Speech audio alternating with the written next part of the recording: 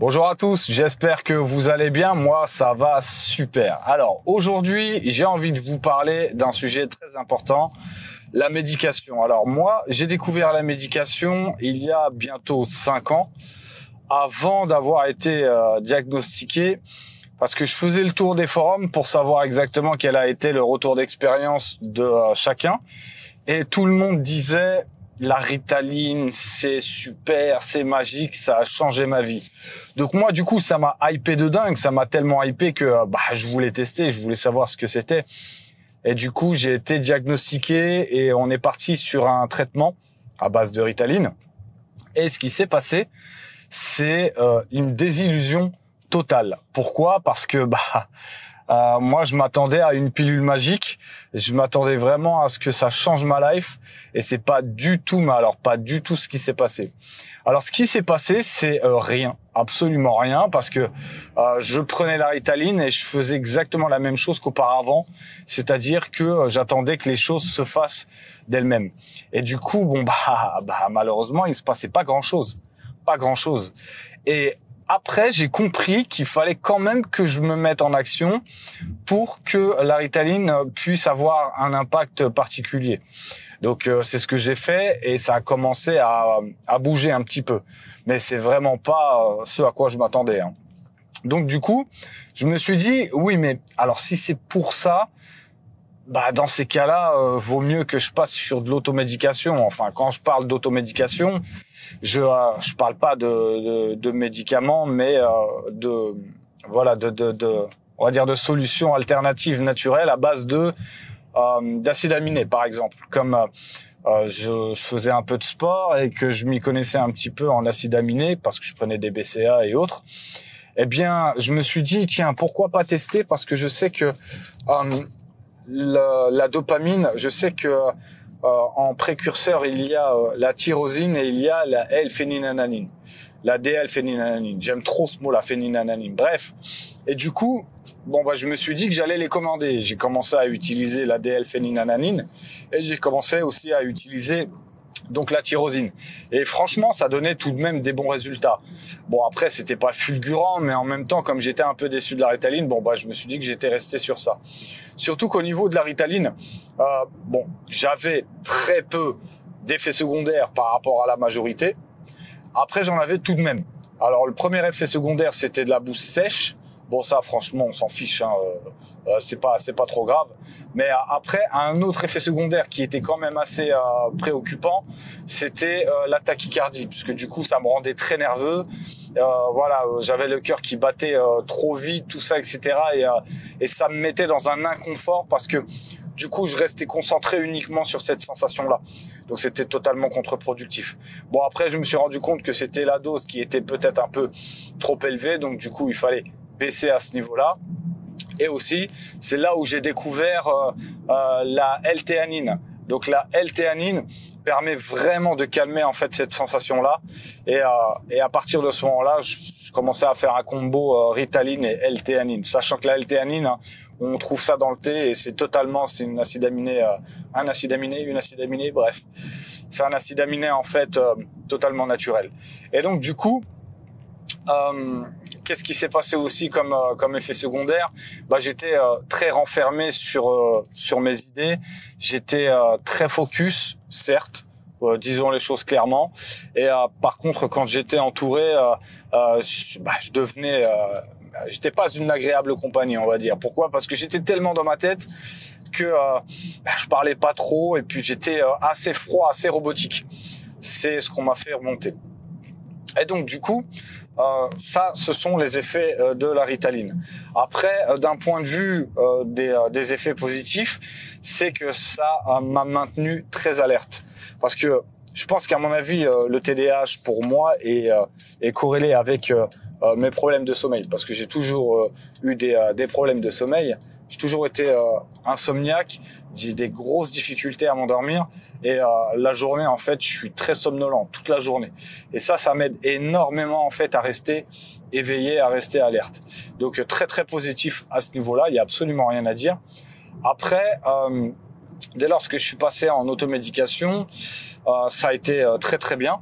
Mais à un moment donné, il a fallu que je repasse à la Ritaline parce que je faisais tellement de choses dans ma journée, c'était du matin au soir. Alors du coup, j'avais besoin d'être alerte et j'avais besoin d'être vraiment très très focus. Alors du coup, je suis repassé à la Ritaline au bout de 2 ans, je crois, quelque chose comme ça. Et pareil, hein, donc du coup, je savais maintenant à quoi m'attendre. Alors, voilà, j'avais pas énormément d'espoir sur la Ritaline. Je me disais, bon, ça m'aide, mais ça s'arrête là. Et à partir de ce moment-là, c'est là où j'avais déjà, au préalable, développé des stratégies compensatoires. Et c'est ce qui est le plus important. Sérieux, croyez-moi à ce niveau-là. Donnez votre impression, s'il vous plaît. Si vous avez déjà eu cette expérience, je vous invite à en parler dans les commentaires parce que c'est important pour tout le monde. Les stratégies compensatoires donnent beaucoup plus de résultats. Je m'explique. Si vous prenez de la Ritaline et que vous oubliez vos affaires, si vous faites exactement la même chose, le même pattern répétitif à quand vous perdiez vos affaires, eh bien vous allez toujours perdre vos affaires. Il n'y a pas il n'y a pas à tortiller.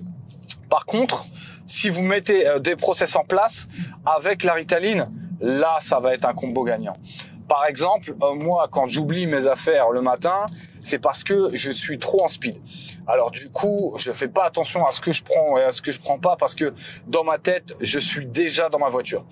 Donc du coup, dès lors que moi, j'arrive dans la voiture et que je fais le check de tout ce que j'ai pris, c'est là où je me rends compte que j'ai oublié quelque chose. Donc du coup, je suis obligé de retourner à la maison. Maintenant, j'ai mis quelque chose en place, c'est-à-dire que je me fais un listing de tout ce que je dois avoir pour partir.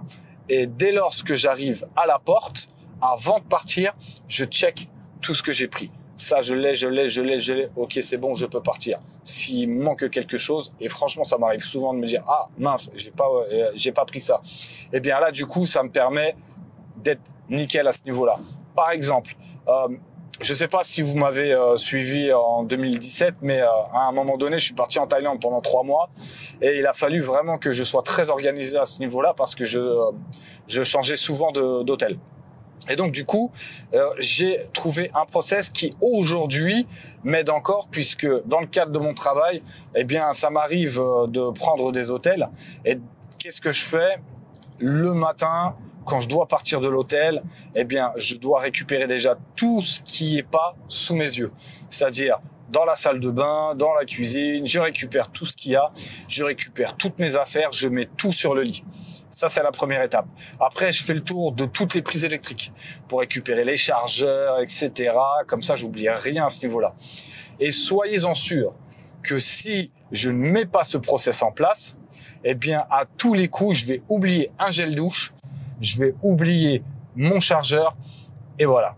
Donc ça, c'est vraiment très important, les stratégies compensatoires. Après, je vais vous parler du modafinil. J'ai découvert le modafinil pareil sur des forums de Reddit. Et je le vois, hein, tout le monde en parle comme si c'était la pilule miracle, comme le NZT dans Limitless. Donc du coup, moi, très hypé encore, je me dis allez, il faut que j'en prenne et voilà. Donc du coup, je teste le modafinil. Alors le modafinil à la base, c'est pas pour les TDAH, c'est pour les narcoleptiques, mais apparemment ils en prescrivent aussi pour le TDAH. Donc du coup, je saute sur l'occasion, je l'utilise. Et franchement, alors là, j'ai rien compris. Là, par contre, ça a été un game changer dans les débuts. Franchement, un impact positif de malade. Déjà, pas d'effet secondaire au début, hein, pas d'effet secondaire. Après, j'étais ultra productif. J'étais très productif, mais par contre, des fois, j'avais prévu d'étudier quelque chose, mais je me retrouvais en fait à récurer toute ma cuisine. Donc, je comprenais pas trop le mécanisme, mais c'était quand même cool à ce niveau-là. Après, j'ai commencé à avoir un petit peu d'effets secondaires. Alors, j'en ai pas eu vraiment beaucoup, hein. Le premier effet secondaire, c'était des migraines. Mais bon, ça, c'était contre-productif parce qu'à partir du moment où j'ai une migraine, je suis focus sur la migraine et donc, du coup, je décroche avec le moment présent. Donc, les migraines. Ça, c'était problématique. Alors, j'ai baissé la dose pour ne plus ressentir les migraines. Donc, j'avais pas du tout cette sensation de tachycardie ou de nervosité en comparaison avec la Ritaline. Donc, ça, c'était vraiment très, très bien. Par contre, en fin de journée, j'étais à plat. C'est-à-dire que j'avais l'impression d'avoir utilisé toutes mes capacités cognitives pendant le temps d'action du modafinil, qui pour moi était d'environ 6 à 7 heures. Donc du coup, vraiment à plat de chez à plat. Donc je pouvais pas tirer comme je faisais quand j'étais sous Ritaline jusqu'à tard le soir. Bon bref, c'est pas grave, hein, à partir du moment où la journée a été quand même assez productive. À un moment donné, hein, on va pas se presser comme un citron. Donc ça a été très positif au départ. Et après, parce que j'en prenais tous les jours, à un moment donné, j'ai développé une résistance. Parce que j'en prenais puis ça me faisait plus rien. Et alors là, je commence à regarder dans les forums, je vois qu'effectivement beaucoup parlent de cette sensation, de ne plus rien ressentir, d'avoir développé une résistance, etc. Donc par contre, on peut pas devenir addict à la Ritaline et on ne peut pas devenir addict au modafinil. Il n'y a pas d'accoutumance à ce niveau-là. Ça, c'est très, très bien. Très positif. Je tiens à le signaler. Parce que là, on n'est pas du tout dans les fanfreluches d'antidépresseurs et autres qui fait que, si tu n'en prends plus, tu commences à te gratter les veines. Là, on n'est plus du tout là-dedans. Et du coup, je tiens aussi à préciser que ce qui m'a choqué dès lorsque on m'a prescrit de la Ritaline, c'est que lorsque j'ai été à la pharmacie la première fois, j'ai vu à quel point c'était sécurisé. Et du coup, ça m'a choqué parce que je me suis dit que c'était pas autant sécurisé pour avoir des antidépresseurs. Donc ça veut dire que c'est beaucoup plus facile de se droguer aux antidépresseurs que d'avoir de la Ritaline. Sachant, hein, parce que franchement, quand on en prend de la Ritaline ou du Moda, c'est pas à se taper le cul par terre, hein. Faut arrêter ces fantasmes, quoi. Ça fait pas de nous des surhommes, quoi. On reste tel que nous sommes, mais sauf que, on a un peu plus de focus, ça s'arrête là. Donc voilà, franchement, ça m'a un peu choqué.